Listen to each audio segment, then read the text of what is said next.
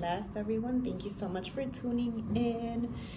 Today, I want to share a little bit about my testimony. So, I am 27 years old, so there's a lot of different testimonies. There's a lot of things that I have gone through in life that God has allowed me to walk through in my 27 years of life. So, there's a lot that I can always say this is just going to be a small part. And we're going to go back many years, talk a little bit about growing up, right? How I grew up, how that kind of led to what I'm going to cover today, which is losing my virginity at 13 years old.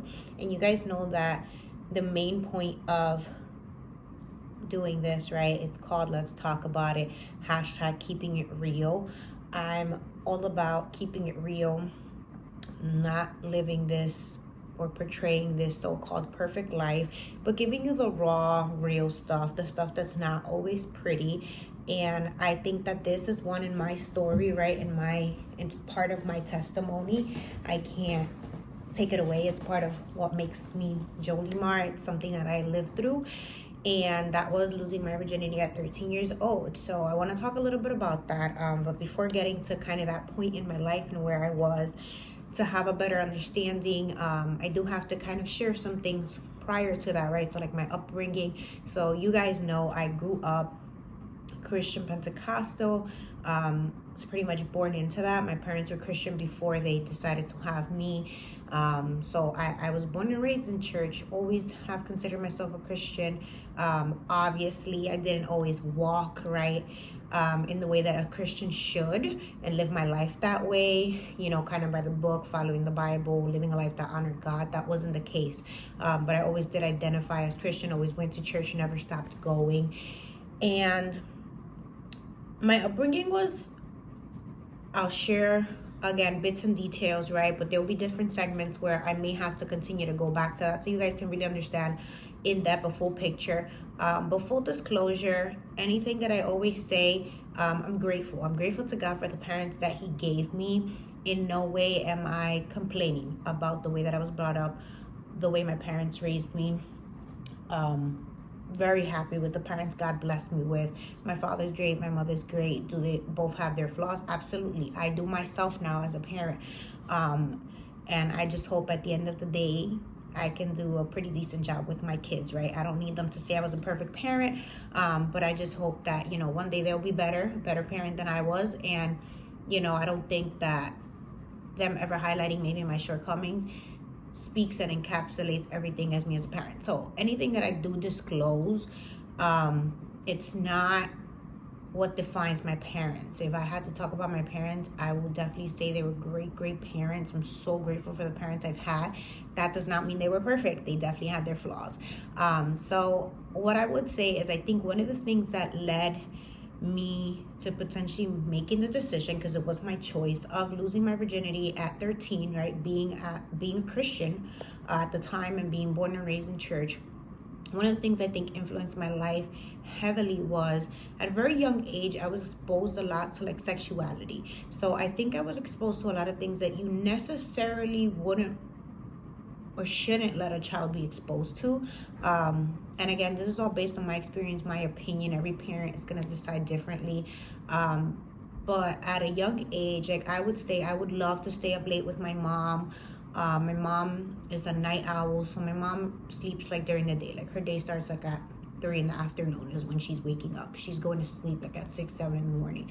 She's definitely a night owl, always had that. So I used to like going to sleep late as well. So as a kid, like I would be going to sleep sometimes 2 in the morning. Like whenever my eyes would eventually shut is when I would go to sleep. My dad's always a very hardworking man, so he would go to bed early and kind of just leave it up to my mom to wrestle with my sister and I. And my mom really would just go about doing her regular things. Eventually she would sit down and watch TV. And we all know, if you're Spanish, like Telemundo, Univision, all them channels, at night all they're really playing is novelas. So that was kind of my first exposure to like sexuality or anything related to that. Honestly, between my parents, I never saw like affection like that or anything like PDA, none of that. I didn't grow up seeing any of that in my household. So all of my knowledge of those things really came from seeing novelas. My parents were not big on like movies or anything, so I never saw like movies that had like sex scenes or anything of the sort. It was really just the novelas. And I would say novelas are pretty innocent, like it's not too in depth. You'll see maybe a romantic scene where they're kissing, and they're acting, so we know they keep it pretty PG. It's not like Netflix series nowadays where you pretty much see everything under the sun. Definitely not like 50 Shades of Grey or anything like that. But I think that being young, being immature, not necessarily maybe fully understanding what I was watching. I would watch a lot of like the romantic scenes, right? People going to bed, and it was always making love, right? It was never really anything like, how do I say it? Like, it was never anything violent. It was never anything like, I don't know, like passionate, ripping each other's clothes. Not sometimes, but it was mainly always like romantic and haciendo el amor and whatever. Like that's what I was like being exposed to at the time. So growing up, right, in church, I think that another thing that kind of led me to eventually making that decision was the lack of understanding why. And I think back to like now I'm a manager, so whenever things are changing and I have to bring what those changes, announce them to my team, I always tell them, let's focus on the why. Why is this change being implemented? And it's usually always for the betterment of our customer experience, because it's the why behind what we do. And I always say change can be uncomfortable. So I always tell them focus on the why, because if you understand the why and set aside your feelings, then you get to the point where you're like, okay, I see why this makes sense. I'm going to follow it. I'm going to enforce it. I'm going to like hug it. I'm going to take it in. And I think I was missing that why. Growing up Christian, Pentecostal, and this again is my experience. I'm not saying every church is like this, but there was not, and in my household either, there was not this big sense of you understanding the why behind rules, right? Or behind things that are in the Bible. So you have the 10 Commandments, you have a bunch of other things, a bunch of other ways that you're supposed to live your life, right? And all you're taught is this verse, this is what it means. But you're not ever really seeing anybody ever question or ask why or want a further understanding of that. And as a kid, you don't necessarily feel comfortable to ask why. So I grew up always hearing, right, like sex out of marriage is fornication. It's a sin. You're not supposed to do it. Like sex is, God created it for men and women to enjoy themselves within the marriage. That's all I really heard. I never understood the why behind it, never read the verses myself, just heard about it. Like fornicating is bad. But again, lack of understanding why and just my early exposure to those things, I think did not help in terms of kind of steering me in the right way. And again, no fault to necessarily my parents. Sometimes it's things we do out of ignorance, thinking like, oh, our kid is young, like they're not necessarily going to remember or pick up on these things are going to stay. But we have something called the subconscious. So there are things we've lived through or witnessed, heard, that they might not be in the forefront of your memory where you can recall it in great detail, but they are there. They're embedded there. They're kind of in a, how do I put it? Kind of think about it like in a dungeon or an attic. You may not go there all the time, but it's there. So it's there. It's in your subconscious. And I think that was the case with me. And I mean, that's been a learning experience for me. So for example, my daughter's turning 3 soon. Honestly, past the age of like 1.5, I don't let her see certain things.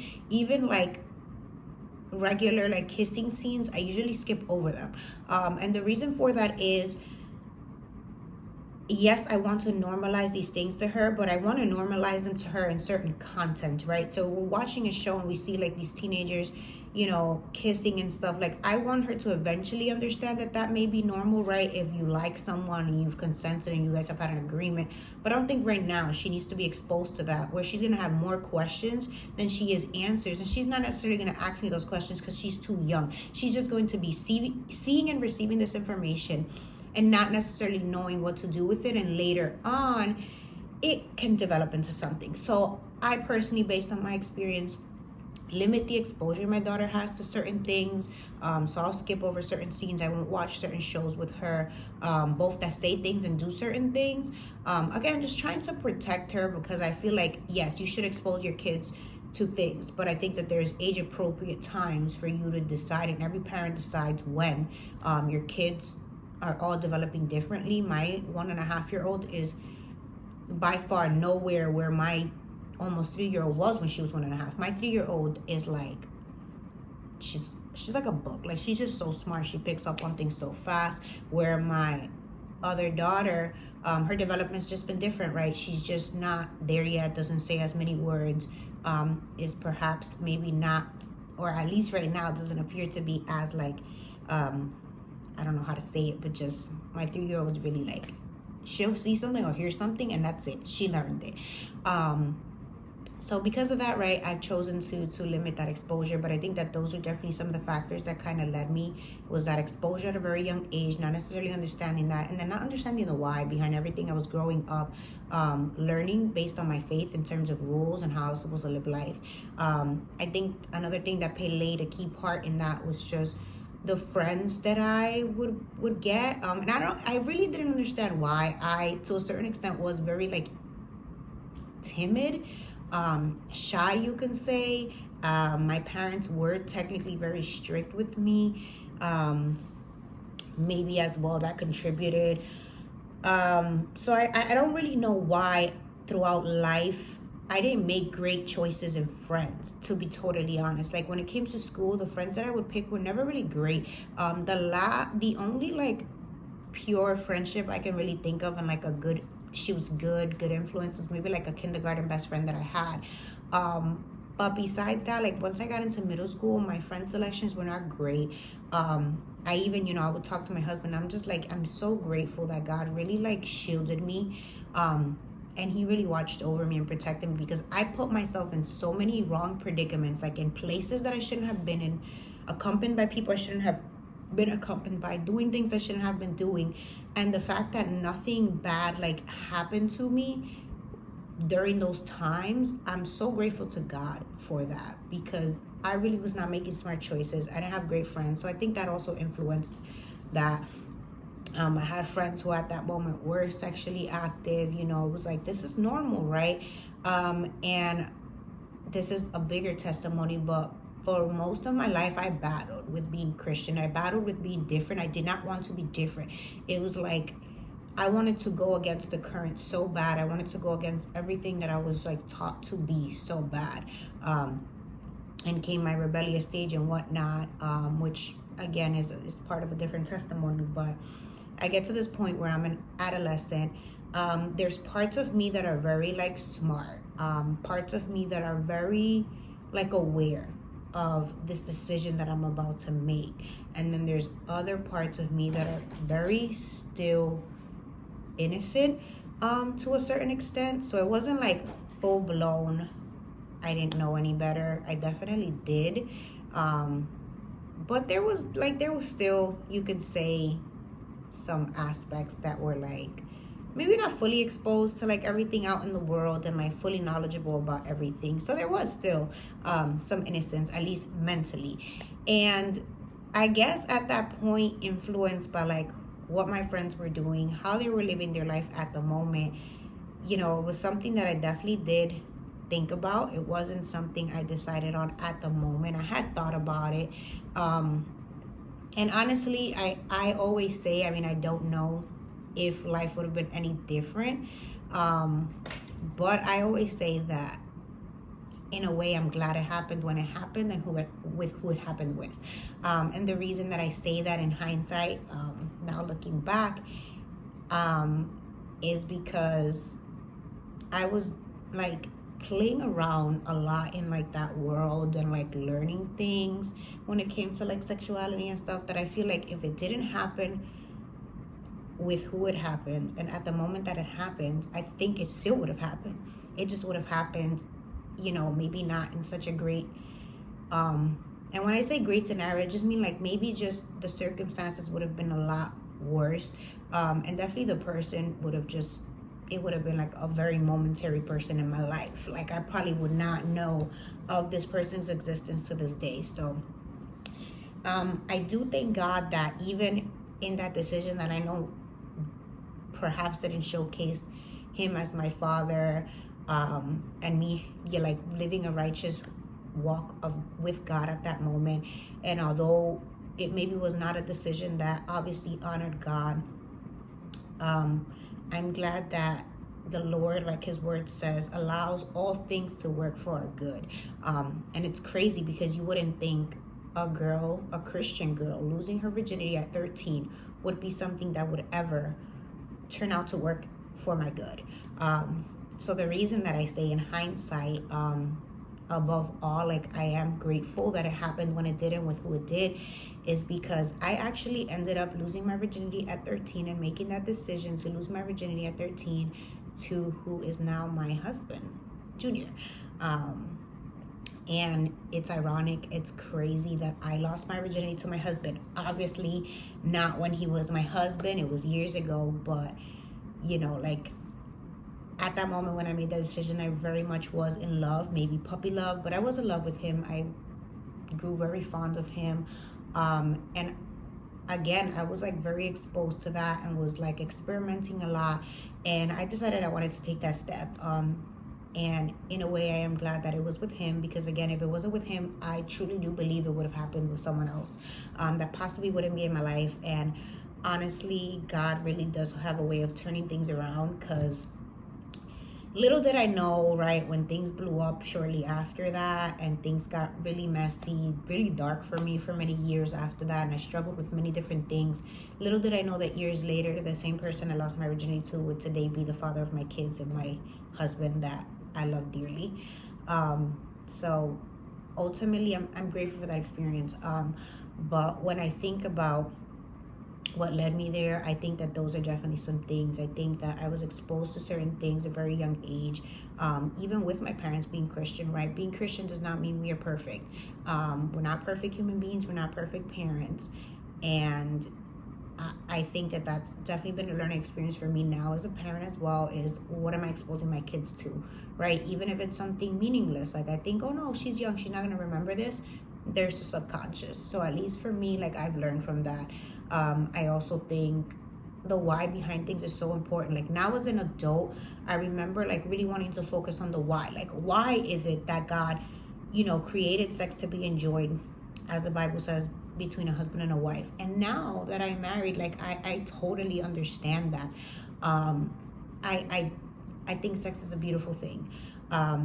And it's so much more beautiful when you're sharing it with someone that you love and have decided to share the rest of your life with. I think it's so, so beautiful within the parameters that God had designed it to be. Again, no judgment to anyone doing anything different. But I personally I do now understand the why behind, oh, don't fornicate, have sex within marriage. Like, I understand the why now, which I didn't before. So it's one of the things that I definitely now, even with my kids as they grow up, like, I ask God to give me the wisdom when the time comes to have those conversations.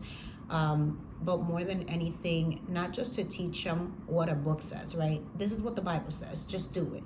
No, I want them to understand, like, why is this beneficial for us? Because ultimately, as a believer, I do believe that this manual that God has left us is for us to live, a happy and free life in Him, guided by Him, that honors Him. And ultimately, everything in there is for benefit of us, right? To live, happy lives, that at the same time also honor Him. And I want my kids to understand, like, why does it say this, and how does it benefit me in my walk with Christ? So I'm, as a parent, definitely going to focus on the why, making sure my kids are understanding the why. Doesn't mean that things will be much different, maybe not, right? Sometimes people understanding the why still doesn't make a difference, but I think those are some of the things that definitely might have changed the decision that I made when I made it. And it's definitely something as a parent that I want to try and instill in my kids, for them to understand the why we are following this faith, why we're following the things that the Bible says. And ultimately, hopefully, they make a better selection of friends than I did, because that definitely did not help me in a lot of scenarios in my life. It's definitely true. There's so many phrases about it. Birds of a feather flock together, I think. And I think there's a Spanish one of, like, if you're walking around with a dog that has like fleas, like, you're gonna eventually end up with fleas. And it's very true. That's not to say we can't ever be around people who are different from us, absolutely, but I've never believed in, for example, having a best friend that lives a completely different life from you. I think it's very hard. Or you being constantly surrounded by an environment that just doesn't mesh with the way you're living your life. I think that definitely does cause friction. Sometimes it can steer us away from living life the way we would want to live it. So I definitely think making a better choice of friends would have been key also. And I hope it's something that my kids learn to do, right? To make better friends. But again, grateful to God for everything. It's part of my testimony, right? Losing my virginity at a young age was tough because I got to high school. And during that time, it was very different from now. I feel like nowadays, nobody's really asking people, are you a virgin? And there's not this pressure of like you feeling like you have to be a virgin or even anybody asking you. When I was growing up and going through high school, that was like the question of the century. It was like, oh, cool.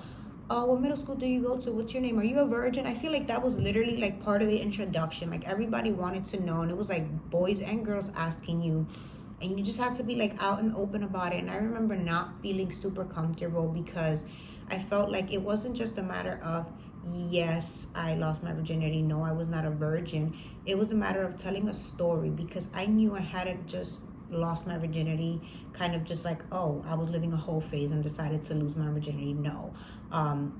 For me at the time, like it was a very well thought out, it was at the time, right? Not necessarily 100% well thought out, obviously, because it was a decision that did not honor God at the time. But when I say well thought out, I mean like I thought about it. I didn't just make a decision on the fly in the moment. It didn't just happen. And I remember just being so nervous about having to say that without necessarily sharing the story. I felt that saying I'm not a virgin, being so young, just coming into high school, was going to give people this thought that I was a hoe. It was going to give people the opportunity to judge me. Again, I was Christian Pentecostal. People knew that I was wearing skirts. I was the only one wearing skirts, right? So people knew automatically I was different. It was like this banner I might as well have just worn saying I am Christian. I go to church. And it's like, oh, you go to church, but you're not a virgin. So it was like disclosing that for me was very nerve wracking. And I remember lying, stepping into high school, definitely lying about it. And I said I was a virgin. Obviously, to my closer girlfriends at the time, I did eventually tell them like I was not a virgin, and I told them the story when I felt comfortable telling them. But publicly into the greater crowd, I was never comfortable. Like I was very much ashamed of that fact that like at such a young age I had lost my virginity. But looking back, like I'm happy that I can share this. And it's not everybody that can share things they've been through in life. There are still people that are shameful of mistakes they've made in the past. And for me, right, that text where it says que no hay vergüenza para los que miran a Dios, like there's no shame for those who like look onto Christ. Thereafter, like, you know, years later, like I live a life, you know, for Christ. I always say I'm living my best life in Jesus, because I enjoy life. I enjoy, you know, the freedom God has given me, but I try to live a life, it's not perfect, but I try to live a life that honors God. And I'm not ashamed. Everything that I have been through in life has shaped me to be who I am today. And I know that ultimately God has allowed me to walk and experience different things, even mistakes and failures, so that one day I can give this testimony and encourage other people that your mistakes don't make you who you are. Your mistakes don't define you. You don't have to be ashamed of your mistakes. You don't have to be afraid of speaking up about your shortcomings. And that's exactly what Let's Talk About It, Keeping It Real is all about. Because you see me, right? You might see me preach. You might see me speak about the word of God, right? And you might think like I'm perfect. No, by no means. I think it is one of the reasons why I try my very best to not be a judgmental person. And it's because every time I'm at the crisp of maybe wanting to judge or cast judgment on someone, all I can think about is my shortcomings. The fact that I am very imperfect and I have failed so many times in my life. I have failed to honor God, right? I have made very not great decisions. I have fallen short. So if somebody else is falling short at this moment in their life, like who am I to cast that first stone? So yeah, I really am just here to remind you that your mistakes do not define you. You're not defined by a bad decision. You're not defined by a mistake. And ultimately, God does use everything and turns it around for your good. Even something that was possibly meant for me to live a life of shame, right? So for me to live a life feeling like I'm never going to be good enough for God. Like, how am I going to be redeemed? Even when that could have been it, God used all of that and turned it. And like, look at now, who I ultimately ended up making that decision with, not to justify it, but that's my husband today. So, I'm so happy that if I got to give myself for the first time to someone, it was ultimately my husband. And I think that's a blessing. It's not something that everybody can say, right? And that's okay. Everybody's story is different. But I'm so happy that that is how it turned out for me. And that is why when I share this, I don't share it necessarily with pride, because again, it was a moment in my life where I didn't honor God with my decision. But I do share it with no shame, as I will share maybe other aspects of my life. And I don't think there's ever going to be shame behind things, even mistakes I've made, because ultimately God is a redeemer, right? And I think that God is the first one to forgive us. So why can't we forgive ourselves if our Heavenly Father has already forgiven us for our shortcomings, for our mistakes, even the mistakes I will make tomorrow, even an hour from now, right? If I fail Him, He's already there, ready to forgive me. So if you have at any point in life made a mistake, it could be similar to mine, it could be something greater, it could be something smaller, don't feel shame. God is a God of restoration. He can always turn things around. Who I was at that moment in life is definitely not who I am today. There's definitely been so much growth, thanks to God. And, He's redeemed me, and He has, in a way, cleansed me, right? There are many negative associations with losing your virginity, period, as a Christian outside of marriage, let alone at such a young age. There can be so much judgment against that. And I'm not afraid of any of it, honestly, because again, I feel like God has already redeemed me from that. God has already washed me. He's already made me new. And He has allowed me to forgive myself, my younger self, for making that decision, right?